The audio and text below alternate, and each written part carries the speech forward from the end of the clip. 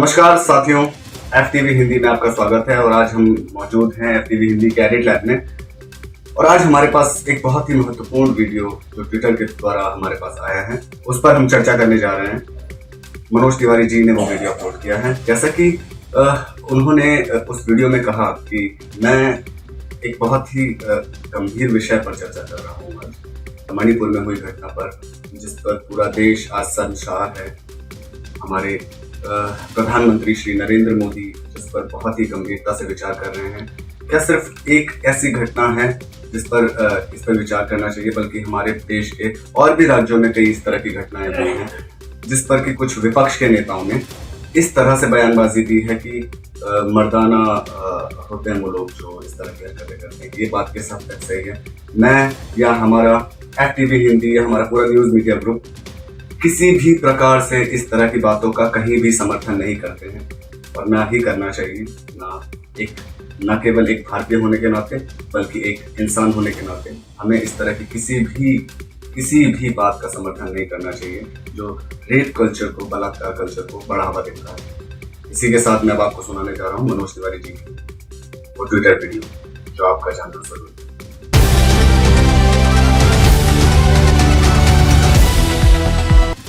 आज कांग्रेस के कुछ मित्रों को मेरा एक शब्द बड़ा चुभ गया है। उन्होंने लिखा है कि मनोज तिवारी ने सांसद होते हुए हमारे लिए नामर्द शब्द का प्रयोग किया। मैंने जरूर कहा है, कुछ लोगों को नामर्द कहा है, लेकिन सारे लोगों को नहीं कहा, सारे कांग्रेसियों को नहीं कहा, सारे आम आदमी पार्टी को नहीं कहा, सारे TMC को नहीं कहा।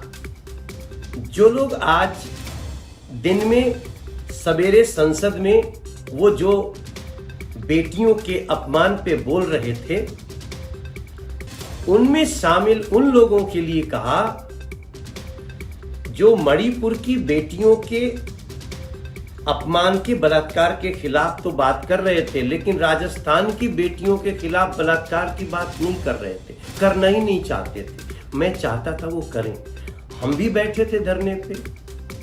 हम मणिपुर की बेटियों के साथ जो हुआ उसके खिलाफ भी बात कर रहे हैं, राजस्थान की बेटी के साथ जो बलात्कार हुआ उस पर भी बात कर रहे हैं।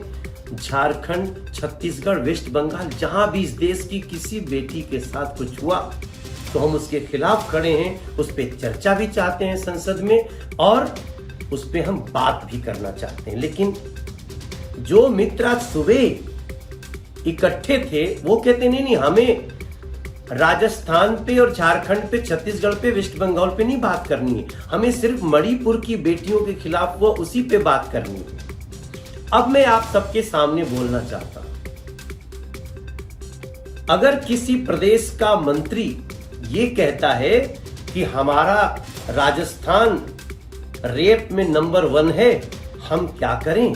ये मर्दों का प्रदेश है, अब उसमें क्या कर सकते हैं? और रेप के मामले में हम नंबर 1 पे हैं, इसमें कोई दो राय नहीं। अब ये रेप के मामले में क्यों है? कहीं ना कहीं गलती है तो साला तो वैसे भी ये राजस्थान तो मर्दों का प्रदेश रहा है यार। अब उसका क्या करें?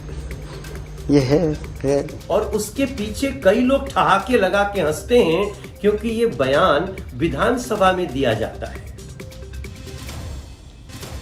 तब मुझे लगता है कि ये राजस्थान को बदनाम करने वाले लोग ये जो स्टेटमेंट दे रहे हैं और जो इनके पीछे हंस रहे हैं, वो मर्द नहीं हो सकते, वो नामर्द ही हैं। और जो लोग बेटियों के लिए बैठना चाहते हैं धरने पे, प्रदर्शन पे, मैं उनका स्वागत करता हूं। बड़ा अच्छा लगा मुझे देख के। लेकिन अगर कोई पार्टी या पार्टी का मंत्री या वो प्रदेश कहता है कि बेटियों का रेप करने वाले तो मर्द होते हैं, तब मैं कहता हूं रेप करने वाले नामर्द होते हैं, और उनका समर्थन करने वाले भी नामर्द होते हैं।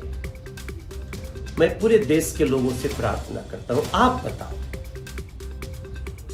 बेटी को बलात्कार करने के बाद ये कहने वाला कि ये मर्दों का प्रदेश है, वो बोलने वाले लोग कभी मर्द हो सकते हैं क्या? मेरी परिभाषा में ऐसे लोग जो ऐसे बयानों को छुपाना चाहते हैं, ऐसी बातों को दबाना चाहते हैं, वो भी मर्द नहीं है, नामर्द है।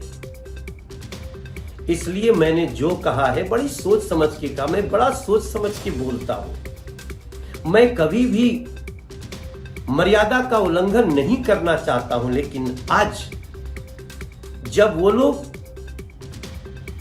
ऐसे लोगों के बारे में जो बलात्कारियों को कहते हैं ये मर्द है,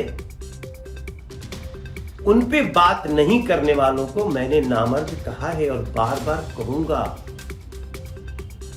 मणिपुर के बलात्कारियों को भी कड़ी से कड़ी सजा हो, राजस्थान के बलात्कारियों को भी कड़ी से कड़ी सजा हो, झारखंड हो, छत्तीसगढ़ हो, वेस्ट बंगाल हो, कोई भी प्रदेश हो और कोई भी करने वाला हो, उसके खिलाफ एकजुट होकर के जो खड़ा होगा वही हमारी नजरों में मर्द है।